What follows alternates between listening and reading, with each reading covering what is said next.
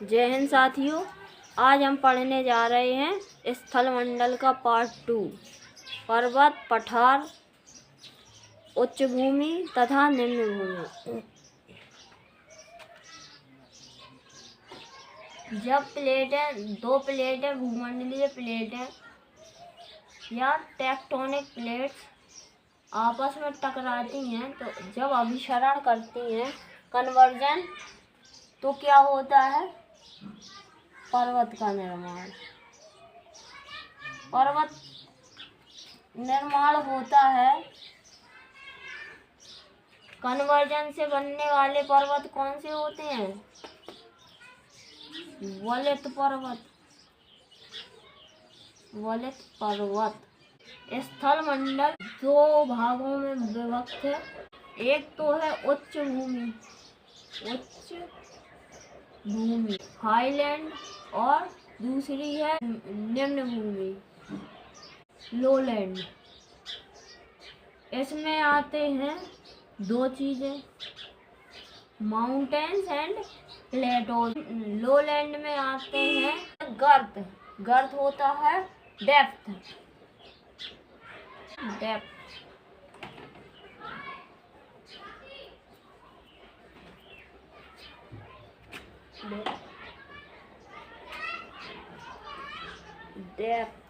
एक चीज और आती है इसमें, प्लेन्स।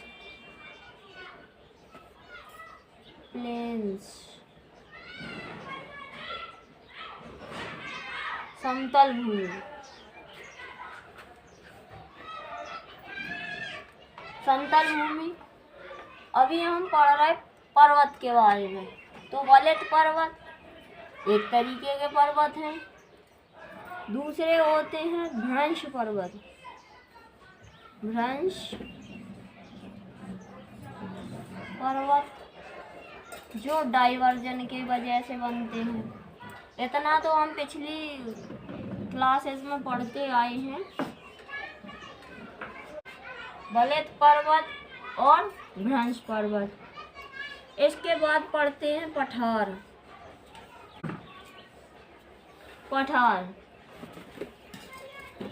पठार कई तरीके से बनते हैं। एक पर्वत और बनता है जब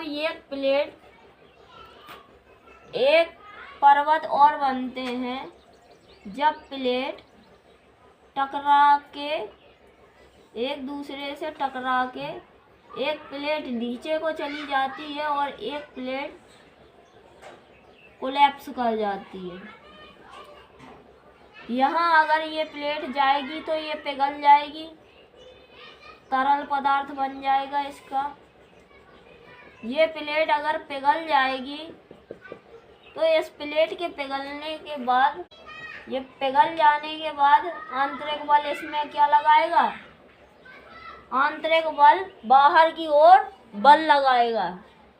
जब ये प्लेट बाहर की ओर जब इस प्लेट में बाहर की ओर द्रव में बल लगता है तो ये किसका निर्माण करता है?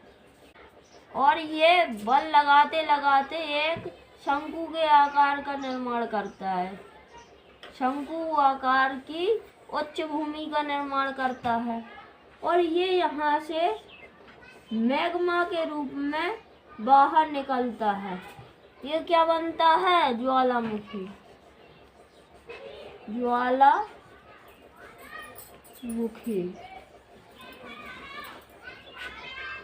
और जब ये ज्वालामुखी शांत हो जाता है,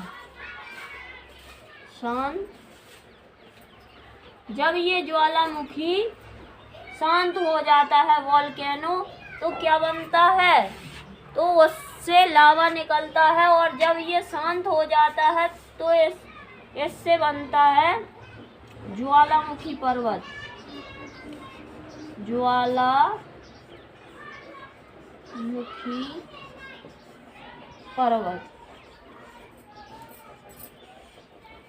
जब दो प्लेटें आपस में टकराने के बाद कोलैप्स कर जाती हैं, नीचे की ओर धंसती चली जाती हैं, ये यहाँ से टकरा के ऊपरी सतह बनाते हुए नीचे की ओर जब चली जाएगी तो ये यहाँ से पिघल जाएगी। पिघल जाने के बाद क्या होता है कि जब ये प्लेट पिघलेगी तो क्या होगा, आंतरिक बल बाहर की ओर धक्का देंगे।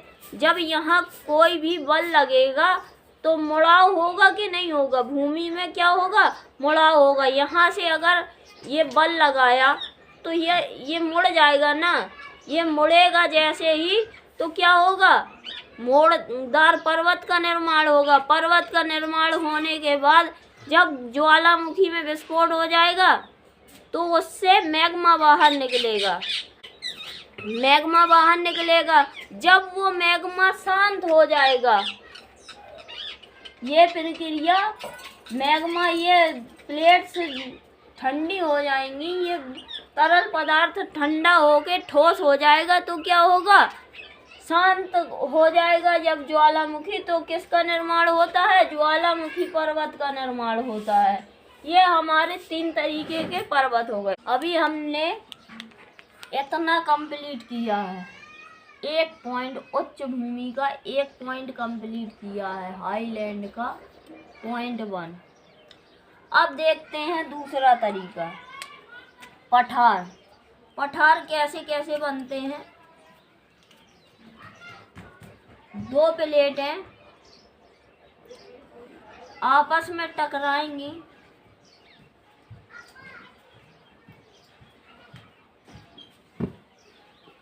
जब 2 प्लेटें आपस में टकराती हैं, जब 2 प्लेटें आपस में टकराती हैं तो वलित पर्वत बनते हैं।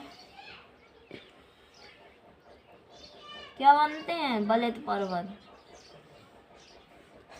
अब ये 2 प्लेटों के बीच में अगर कोई ठोस भूमि आ जाए, ठोस चट्टान आ जाए या कोई ठोस मिट्टी आ जाए तो क्या होता है, वो मुड़ नहीं पाती है। उसके ना मुड़ने से, ठोस मिट्टी के या चट्टान के ना मुड़ने से एक उच्च समतल भूमि का निर्माण होता है, जिसे हम कहते हैं पठार, यानी प्लेटो, पठार कहते हैं इसको। अब ये पर्वतों के बीच में बन रहा है, पर्वतों के मध्य बन रहा है। अब ये पठार, तो इस पठार को क्या कहेंगे, अंतर पर्वतीय पठार, अंतर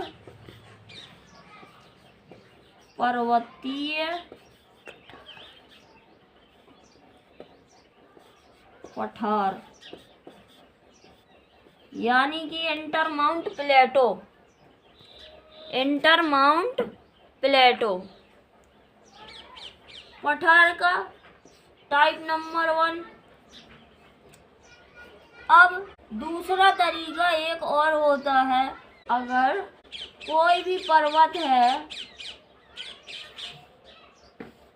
तो उसका क्षरण होगा, तेज हवाएं उसके चोटी को क्षरित करेंगी, यानी कि इरोजन होगा। इरोजन किस किस चीज़ों से होता है, किन किन चीज़ों से, धीरे धीरे ये क्या होता है, इरोजन। इरोजन या अपक्षय किन किन चीज़ों से होता है, एक तो नदी करती है, एक नदी करेगी, दूसरी हवा से भी इरोजन होगा, तेज हवा से इरोजन होगा, और एक तरीका वर्षा, वर्षा से भी इरोजन होगा, यानी कि क्षरण होगा, भूमि क्षरण। तो इसका ये वाला हिस्सा कहाँ जाएगा, अगर पानी अगर बहा के लाएगा तो यहाँ इकट्ठा करता जाएगा। अगर ये पर्वत है तो इसको यहाँ से काट काट के कहाँ ले जाएगा, नीचे की ओर इकट्ठा करता जाएगा। अगर नदी आ रही तो यहाँ इकट्ठा अपना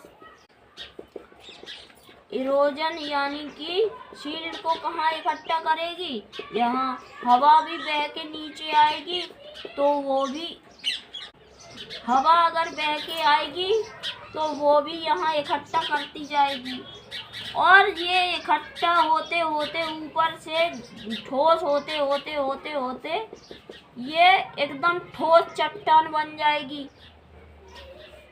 लेकिन उच्च भूमि है, ऊंची होगी और ठोस चट्टान बन जाएगी, यानी कि ठोस हो जाएगी और समतल भी हो जाएगी। तो ये क्या बनेगा? पर्वत पाद पठार, ये बन जाएगा पठार। लेकिन पर्वत के नीचे बनने वाला पठार कौन सा पठार होता है? पर्वत पाद पठार, यानी कि पर्वतों के पैर साइड यानी कि नीचे की ओर बनने वाला पठार पर्वत पाद पठार कहलाता है। इसका एक उदाहरण है, पर्वत पाद पठार का एक उदाहरण है कम्बरलैंड का पठार। कम्बरलैंड का पठार, लैंड पठार, पर्वत पाद पठार का उदाहरण कम्बरलैंड का पठार है, जो उत्तर अमेरिका में एप्लेशियन पर्वत के नीचे बना है, पर्वत पाद पठार। अब हम देखते हैं पर्वत पाद पठार को इंग्लिश में कहते हैं, पर्वत पाद पठार को इंग्लिश में कहते हैं, क्या कहते हैं इंग्लिश में? पीडमाउंट प्लेटो। अभी हमने पढ़ा उच्च भूमि के बारे में। उच्च भूमि, पर्वत, बलित पर्वत, पर्वतों में क्या क्या पढ़ा? बलित पर्वत, और दूसरा पढ़ा भ्रंश या भ्रंशोत्तर पर्वत। तीसरा हमने पढ़ा ज्वालामुखी कैसे बनते हैं और ज्वालामुखी पर्वत। अब हम इसके बाद देखेंगे निम्न भूमि, इसके बारे में हम देखेंगे डेप्थ और प्लेन्स, यानी कि गर्त और मैदानी भाग। ठीक है, आज के लिए इतना ही।